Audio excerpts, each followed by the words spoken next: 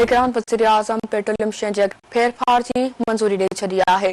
निगरान हुकूमत पारां पेट्रोल ऐं डीज़ल की क़ीमत रखण जो मंजूरी ॾिनी वई आहे। लाइट डीज़ल ₹1.11 महांगो करण की मंजूरी ॾिनी वई। घासलेट ₹2.19 सस्तो करण की मंजूरी ॾिनी वई आहे। नाज़रीन, अहम ब्रेकिंग न्यूज़ सभा सां शेयर कयूं पिया। निगरान वज़ीर आज़म पेट्रोलियम शइ जे अघनि में फेरफार की मंजूरी ॾेई छॾी आहे। निगरान हुकूमत पारां पेट्रोल ऐं डीज़ल की क़ीमत बरक़रार रखण की मंजूरी ॾिनी वई। लाइट डीज़ल ₹1.11 महांगो करण की मंजूरी ॾिनी वई। घासलेट ₹2.19 सस्तो करण की मंजूरी ॾिनी वई आहे। निगरान वज़ीर आज़म पेट्रोलियम शइ जे अघनि में फेरफार की मंजूरी ॾेई छॾी आहे। निगरान हुकूमत पारां पेट्रोल ऐं डीज़ल की क़ीमत बरक़रार रखण की मंजूरी ॾिनी वई। लाइट डीज़ल ₹1.11 महांगो करण की मंजूरी ॾिनी वई आहे।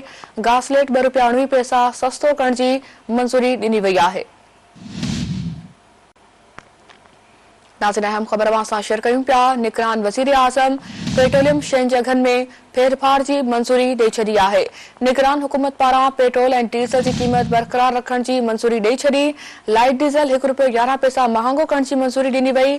घासलेट ₹2.19 सस्तो करण की मंजूरी ॾिनी वई आहे।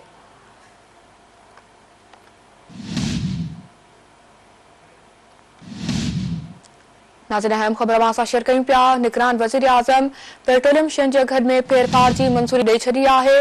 निगरान हुकूमत पारां पेट्रोल ऐं डीज़ल की क़ीमत बरक़रार रखण की मंजूरी ॾिनी वई। लाइट डीज़ल ₹1.11 महांगो करण की मंजूरी ॾिनी वई आहे। घासलेट ₹2.19 सस्तो करण की मंजूरी ॾिनी वई।